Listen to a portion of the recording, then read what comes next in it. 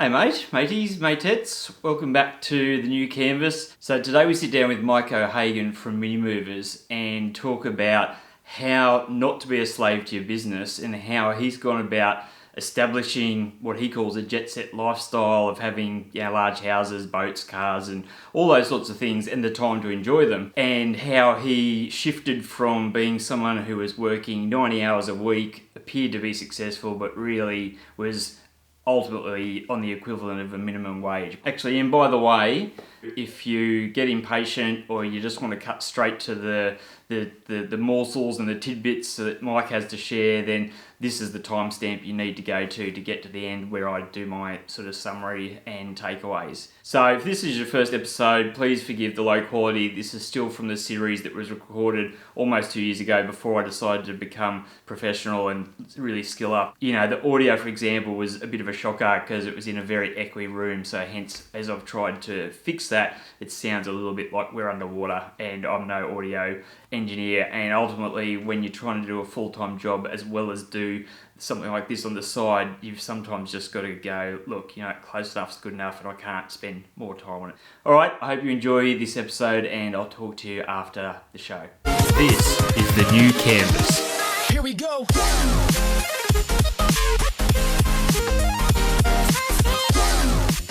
So Mike, thanks for joining me on the new canvas. I thought it would be great to get you here whilst you're in the country. Yeah, I mean, to begin with, did you grow up in Queensland? What's the backstory? Oh no, the opposite. I'm a Kiwi boy. Okay. The land of the long white cloud. I was born and raised on a dairy farm. That gave me, I believe, a big dose of common sense. Yeah. And for taking responsibility for myself. Because from a young age on a farm, you do take responsibility for yourself. Yeah. Left school at the age of 14, a very eventful day when, to my surprise, my headmaster and my father were together in the same room. And I was telling the teachers they were wrong all the time, and to this day they claim they're right, and to this day I still claim they're wrong. But I left school when I was 14. Wow. In other words, I was disruptive. I saw it differently, and if it was wrong, I told them. Yeah. And so I left school at the age of 14. Did a trade as an electrician, which in those days, you've got a disruptive young lad at school. What you do is you take him out of the education system and you put him into a trade. I got very disheartened with getting a low wage and teaching new people coming in. As you do. Yeah. So I put a pack on my back and came to Australia. Spent 10 years hitchhiking round and round Australia. Did just about an amazing array of jobs, from cleaning toilets to managing the club in Alice Springs to a season on the prawn trawlers in the Gulf of Carpentaria. So a lot of life skills. Those life skills helped me a lot in business because it helped me understand people and to get along with people. Yeah. At the age of 28, I was in Brisbane. I was working for Woolworths, so I applied for a manager trainee program, 28 years of age I was, and put me in a class, did what I now know was some sort of work assessment, and I was the first person they called out of the class and told that you're not suitable for management. And for many, many years, I thought that was the most amazingly stupid thing, and yet today I'm where I'm a role, I'm only as good as the managers I can grow or engage. I would not hire me as a manager.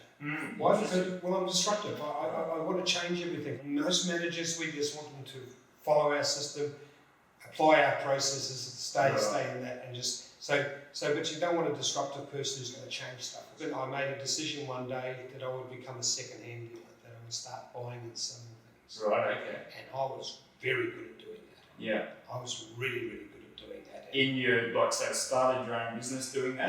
Yep. I literally started buying stuff at an auction and selling it in the newspaper. Within a few months, I had enough money to open a shop at Charters Corner, Manly. 6 years later, I had 3 shops thriving. I was running around in a new car that was leased to the business, started paying a little house off. And to the outside world, I would have looked very successful. The reality was that I was working 90 hours a week, 7 days a week, having 2 days off a year. And whilst I wasn't struggling, I was pretty well only earning the same amount of money as my staff, already working 40 hours a week. Yeah. Which has to be close to the definition of stupidity. So for the first time in my life, at the age of 34, I stopped and thought about, why am I doing this? What is it I want out of life? You won't believe me, but we go through a life path and we just follow like sheep. The education system puts us into this narrow thinking. You're going to have a job, it's all about the job.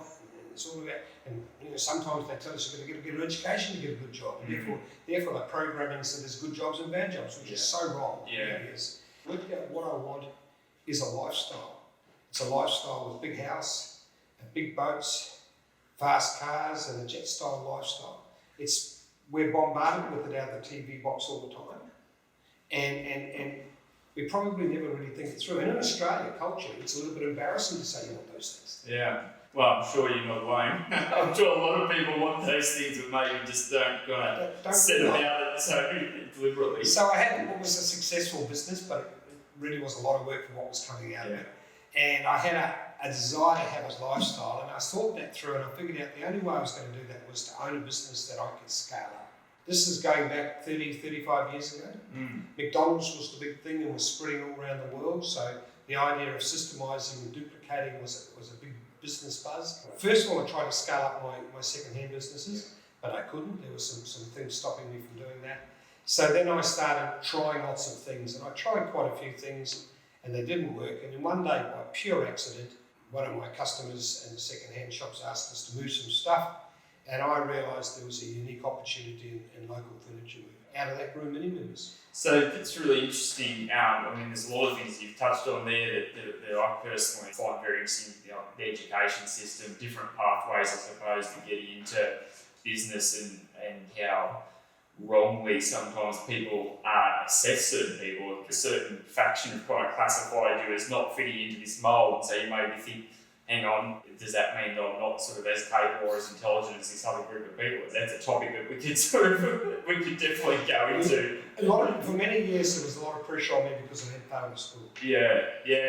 That very quickly disappeared Yeah. as I started ramping Minimovers up, Sure. ramping my businesses up. And Yeah. very, very quickly I moved to a bigger house, and the Yeah. lifestyle went with it, and everybody slowly stopped talking about Yeah. failing at school. Yeah. Very, very quickly. It's one of those things now, but like having kids, I kind of wonder about what I want them to do when they actually get older. And there's so many success stories of entrepreneurs and different people who kind of, the education system wasn't quite for them. Partially they had to develop the skills and think on your feet. I kind of almost wonder also if there's a component there that's like, okay, well, I'm going to stick it to everybody and show them be successful regardless, without those things. Yeah, I had an attitude you couldn't jump over, and it was caused by that whole background thing. Okay? Yeah. I was out to prove to everybody that I could do this. Yeah. And that was driving me. It was very much driving me. So Yeah. the reaction to people about failing at school, and I knew that in the background, and it was there, and I just wanted to prove them differently. So there was no doubt that was probably the reason that I started the second-hand shops, was to prove that I could become somebody or do something. Yeah. So it's the opposite of the other side. And you probably worked all those hours. There's a lot of hours to put in. So Minimovers grew to, by most standards, a very large company. We tipped out pre-GFC at about just on $30 million a year with a sole prop or family owning. And the reason it grew was very simple. It was designed to grow from day one. Yeah. Most businesses, and I mentor hundreds of businesses nowadays, business owners. I do it for free. It's my give back. And when I sit down and right at the start of a relationship, I go, why are you in business? And I get all these wishy-washy answers, I really do. And why they're in business is why they have a small business and why they're struggling. Right. Their why is wrong. Yeah. Why are you in business? Because I wanted to be my own boss. Well, congratulations, you've achieved that. You're working 100 hours a week and you're earning $1,000 a week. So that's it, you got your why. You systemise it so others do it. You delegate, and then you get out of the way. Yeah. Now, look, I'm really interested in that side of things as well. Part of starting TheNewCanvas was an interesting different business models. And really try and get to in the essence of this show is what are the building blocks, like what are the different kind of foundations that people see and observe out there that they go, hang on, and all of a sudden they might see one thing successful in one area, maybe I can use that in this business. And they kind of use all those different bits of information, and technology also plays a part, and then they take that and then create something new. You know what? I have a specific methodology that I use to build businesses, and right now I own about 10 businesses in 3 countries. I don't live in Australia anymore, in the Philippines, but I still have Minimovers in Australia. There's a methodology that I use, and that is that it's called conceive, test, measure, duplicate. You try you conceive lots of ideas, lots of them, underline the word lots, you conceive ideas. You find a way to test in an affordable way if they're going to work or not, right? You test them.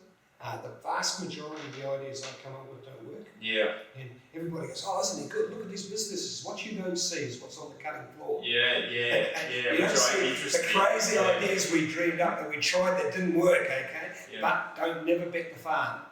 Do it in an affordable way. So go out and try them in affordable ways. If they work, then you systemise them, you process, then you systemise them and you duplicate them. If they don't work, you change them and dump them. Yeah. And to this day, where I am right now, I'm constantly doing that. Yeah. So that comes back to the core. That comes back to why you're in business. See, I'm in business to make money. I'm in business for my lifestyle. My lifestyle, the lifestyle that I wanted needs two things. It needs an enormous cash input every week. Yeah. So I'm not about selling assets or selling a business. I'm about building weekly cash flow, very high weekly cash flow. Yeah. And I'm about not being involved, about having the freedom so I can choose how I spend my time every day. So my business is only a machine to generate my lifestyle, and I'm very careful that my business doesn't become my lifestyle. We've all done that. Yeah. I did that at the start. Yeah. So it's a step back, you know. So to me, a business is only a machine. Yeah. I don't have a passion about moving furniture. Yeah. Right. I care dearly about the people working for me. Yeah. And they care dearly about my customers. Yeah. You know, if you're passionate about your product, you're not going to have the ruthless is the only word I can think of. You're not going to be ruthless enough to butcher it to make it work. It's very rare that I find somebody who's got the drive and the push to make a business work. That's pretty rare. Okay. And the difference, I think, between success and not success is that drive and push. We've all started businesses in the wrong area that haven't worked. Those that changed and persisted and carry on made it. Those that gave up and retreated didn't make it. It's also about having an amazing gut feeling, knowing that this horse is dead. It's time we got off and went somewhere else. Yeah. You know, and that's a gut feeling. There's nothing but gut feeling in that. Because trust me, getting customers is more important than how wonderful it is or how sexy it is. It really is.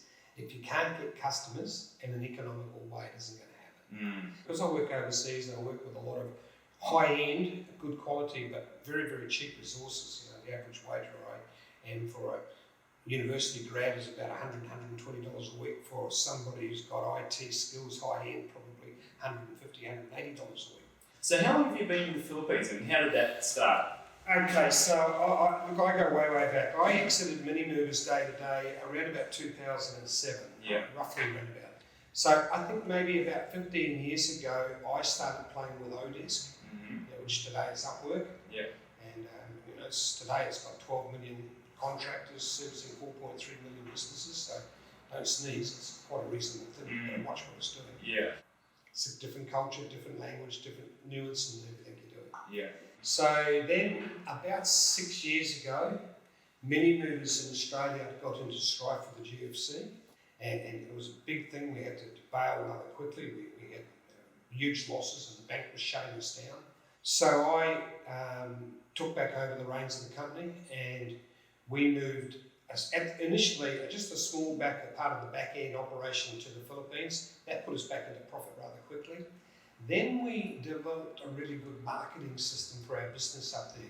2007, Minimovers spent $1.2 million in the Yellow Pages book, and it worked beautifully. It brought in $18 million worth of work a year. 2 or 3 years after that, it wasn't doing that, and we had to find a new way to market the company. Yeah. So we moved some jobs from here to get profit, and then we built a marketing machine run by Filipinos to generate work, and that put us back onto the path of growth, slow growth admittedly, and over time, a set of circumstances have just evolved, and now we've moved pretty well most of the back end up to the Philippines. Also, during that time, I moved up there, and I started becoming involved in businesses up there. So today I've got a whole range of different businesses, one that supplies people to people down here, but of course, Mike's business tours has become a little bit famous. So how that works is very simple. I'm an entrepreneur, so I'm always going to look at your business model and push you to get a scalable business model. Yeah. So half of the tour is me shoving a scalable business model at you. The other half of this tour, tour is me showing you a whole wide range of stuff that's being done in the Philippines. And we also go and visit the places and talk about it and show you. We show you stuff that's not working, and you meet people that tell you what didn't work, and you meet people that told you what worked for them. And between that, you get a really good practical sense of what you should and shouldn't do. Yeah. And most people often underestimate the capability. Yeah. But then again, they also completely miscalculate where the problems are with the Philippines. The problems in the Philippines, everyone goes, what about security? Security is not an issue. The same security as Australia, no different. Right? What about English? The third largest English-speaking country in the world. Yeah. Right? And completely has been speaking English for over 120 years. The education system's compulsory in English. The problem is the biggest challenge we've got is Americanisation. Okay, yeah, right. They're extremely Americanised. Yeah. And what do you mean by that? When we hire them for Minimovers to sell removals on the phone, they know what a sidewalk is and got no idea what a footpath is. Right, I see. Quickest way for me to describe it. Okay? And it goes through all the other ones. Yeah. And all the jokes that are in there as well too, by the way. Yeah, yeah. They don't understand that we wear thongs on our feet and Gotcha. Yeah. we have this thing about their fanny bags as well, which is a bit strange. Yeah. But Americanisation, pure American. The biggest challenge is Americanisation, and followed closely behind with absolutely or virtually no knowledge of Australia. Right. And so you've got this clash of Christianity, huge numbers, Christian, English speaking, American educated, connected to really, really low wages. And then along comes the internet, and we connect them up. Yeah. And away we go, the world's changed. So offshoring is one of the changes that's rolling across the world right now. The same with cloud-based computers, and as a result, the same with smartphones and all those sort of things. And I'm a big believer that in 2007, the axis of the world tipped dramatically in business, and the world launched itself onto an ever-increasing rate of change. And the rate of change right now is amazing, absolutely amazing. Scary for ordinary people, I know that, I appreciate that. To us entrepreneurs, the greatest thing I've ever seen. I've never seen more business opportunities than right now. And these massive changes are sweeping all the program. That doesn't mean to say that the opportunities are in creating some sort of software that's really leading edge, creating another Facebook. That's been done. And it's going to be very hard to do that type of thing now. But out of the edges of it all, there's massive change, there's massive opportunities to create businesses. And if you go after those opportunities, low-hanging fruit, very easy. No problems. You can create a business with no money. You can create it very quickly. You can ramp it up. It's called bootstrapping. You can bootstrap a business really easy to profit. It's not hard to do. You just got to set out to do it. Yeah. You mentioned before about children. Can I include this in the video? Yeah. In the video somewhere. Yeah. Just about our children and where they're going to go. Yeah, the future. So I think you can say that between AI, artificial intelligence, and automation of processes and outsourcing also doing processes, that pretty well a lot of roles, if not most roles of a human being in the West facing a computer are going to go. So when you look at the professions, and you look at the professions, you look at them, even medical is going to change radically. It's going to computerise. But still, there's still going to need to be, and there will always be, a human face-to-face factor. So if your kid wants to be an accountant, if he becomes an accountant without people skills, he's not going to get a job. Yeah. So the most important thing you can do with your children is teach them people skills. They're not teaching it in any of the degrees, and it's wrong, and we're seeing them coming out. Teach them people skills. You can still do some traditional areas because the jobs will be there, but they'll be in a slightly different twist. It'll be about communication and people skills with the skill. And quite interesting, a lot of the skills that we're employing right now are recently acquired skills. So that's where it's going. Yeah, see, I love that. It's kind of funny in a strange sort of way as technology is evolving, but it makes sense to me that the pieces that can't be computerised as easily, which are coming back to the human elements, empathy, emotion. Still be moving furniture. All that sort of stuff. Yeah, there'll still be stuff. You're going to print some of it. I don't doubt you're going to print it, but still you're going to want to move furniture. Yeah, I just like the concept that the human element, can win through, or you're going to have to have that. All of the AI stuff that's being bounded around, a lot of it's a lot of fluff, but when you go and look really carefully at it, they are nowhere near getting that human decision stuff. A series of logics that come to an answer, yes, but that the gut feeling, the human factor is still, they're nowhere near that, and I think they're many, many years away from that. Yeah. What's the most valuable thing that you think you've learned in your life? Don't fall for the trap of building a structured business plan. It'll fail because by the time you get anywhere near it, it will have changed. The goalposts will have moved. I think the new way of doing it, and I said structured business plan. I didn't say don't build a business plan. I just said structure. You've got to roll with it and build it on the run. Yeah. And you've got to have a fair idea of where you're running to. In other words, what the ultimate outcome is. Don't lose sight of that. But you just take whatever track it is and be ready to change tracks real quick. Yeah. So you're going along one direction and something changed. So I think getting away from long-term thinking in your business, dealing to where you are now and keeping the wheels on the cart is probably the things that are certainly best in life. Yeah. How long do you normally give something when you try a new business idea? How long do you give it? There's absolutely no logic to that at all, and it is purely a human being gut decision. So when you're doing something that's not working, you're going to work it through and you're going to think, oh, I can fix that, I can't fix that. You know what? There's got to be an easier way. I'll dump it. Yeah. But the dump or change is the hardest thing. What are the other businesses that you have running at the moment? My business learning. Moving, selling boxes, supplying staff to people. I've got a little bit marketing business going, a couple of specialised software businesses that provide devs into specialised software. Yeah, okay.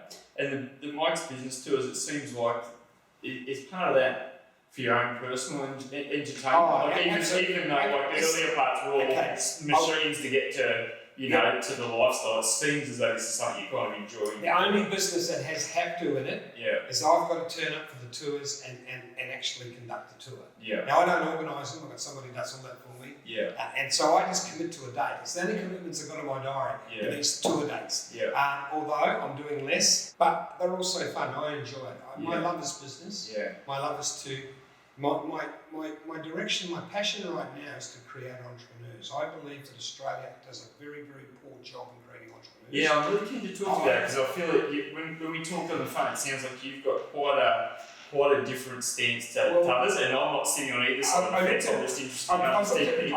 I've seen from the point of view in the United States. Yeah. So in the United States, when they teach business, they extremely separate corporate business from what we in Australia call SME, small, medium-sized enterprises. They are very, very different operating systems. One is a very structured systems, the other one's tacit knowledge of a group. They work very, very differently. In Australia, for some reason, we combine them together, and we've got a lot of people out there, often government funded, that are running around telling small business people that the principles used in corporate business is what they should be doing in a small business, and it's creating havoc, it's creating chaos. It's just so wrong, it's not funny. We just teach it wrong. We go about it the wrong way. So I think in Australia, we spend too much time trying to educate business owners to actually work in their business as opposed to working on it. Yeah. You know, I would have said to the government should never have gone out and taught small business owners how to do GST, how to do a BAS statement. That is ridiculous. You would have been better off teaching small business owners how to find the right resource to do your BAS statement. Yeah. Yeah, so true. You've suddenly got them doing grossly inefficient stuff. My accountant told me I have to learn how to do a BAS statement. Yeah. And to this day, I've never really seen one. I don't know what they look like. Yeah. I'm even above signing off on the process. I have no idea. Yeah. I know they exist, I just don't know what they are. Yeah. And that's why I grew my business though. I stayed out of the stuff that was going to trap me. Yeah. Yeah. That's accounting and money counting. Money counting and accounting is the easiest thing for you to give to employees or another party to do. You don't need to know that bit to do your business. A book that jumps to mind I read some time ago, but it's sort of been resonating with me more recently. Michael Gerber's The E-Myth Revisited. Yep. You read that one? I haven't read it, but I kind of know what's in it. Yeah, it's very much along those lines of that if you are working in the business all the time, you're never going to get into a situation where you're going to be able to step away. And he talks a lot about working on the business whilst you're in the business, so that you can actually create systems or you can figure out areas. And the whole part, the part of offshoring or subcontracting or whatever, outsourcing, it seems to me to be very much in that sort of vein. It's to actually step back and recognise, hang on, like, this is not the stuff that we want to be doing, this is not what we're good at, it's not what we enjoy. Yeah. Look, it's been great to have you. We've covered a lot of different areas, and it's really, from a man who's had multiple successful businesses, it's great to be able to sort of tap into that wisdom. I love the component of the fact that you left school at a young age and sort of developed those smarts yourself, had a bit of a fire in the belly, made you feel to stick to the people who said you couldn't, which, I admire. I'd love to encourage more people who are out there who education just kind of wasn't for them, because academia, in my eyes, is only one measure of our intellect. It's definitely not the full measure. So just because you're not good at school, maybe, or you don't enjoy school, doesn't mean that you're not smart, in my opinion. And street smarts can certainly go a heck of a long way. I think there's a lot to be said for actually getting out there, working in a variety of different businesses and learning what you can, like even the travels, seeing different people, meeting different people from around the country. I grew up sort of moving around the country, and I think that kind of taught me to appreciate a wide variety of people. So that's awesome. Hats off. Thanks for coming on the show. Appreciate it. Thank you very much. Good one. I'm happy for people to contact me anytime. You can just Google me. I'm on LinkedIn. I'm easy to find on LinkedIn. Actually, if you just Google me, you'll find my name. I've got my own couple of websites with my name out there, and you can message me through those very easy. Yes, I certainly found him on LinkedIn. Thanks, mate.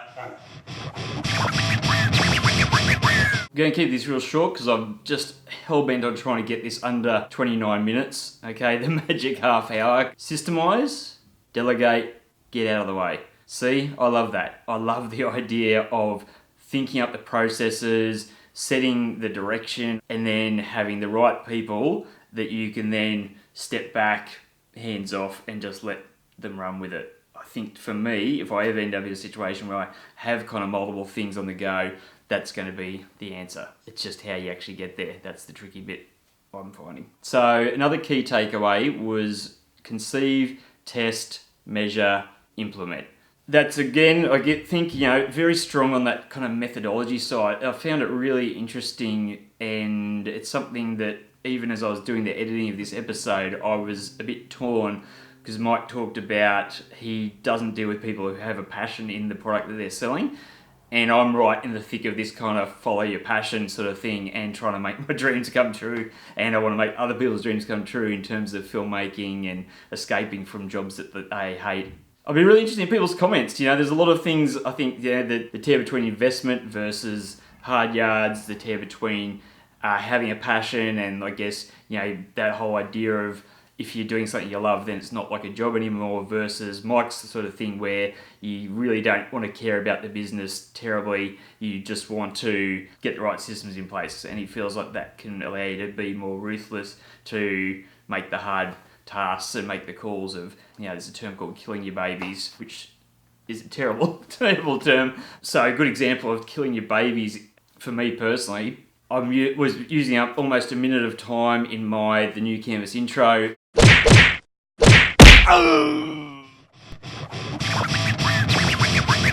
Mike's running his business tours, Mike's business tours in the Philippines, and I'm going to put a link to that down below.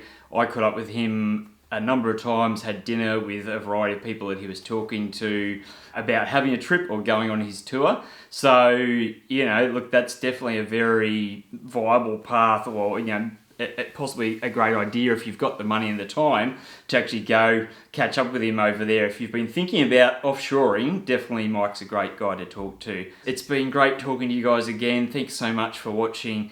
Please like and subscribe, hit the notifications bell, because if you don't, then you might not even know if the episode's coming out. Feel free to email me at brad@engageaneer.com.au. All right, love you guys, and I'll catch you next time. See ya.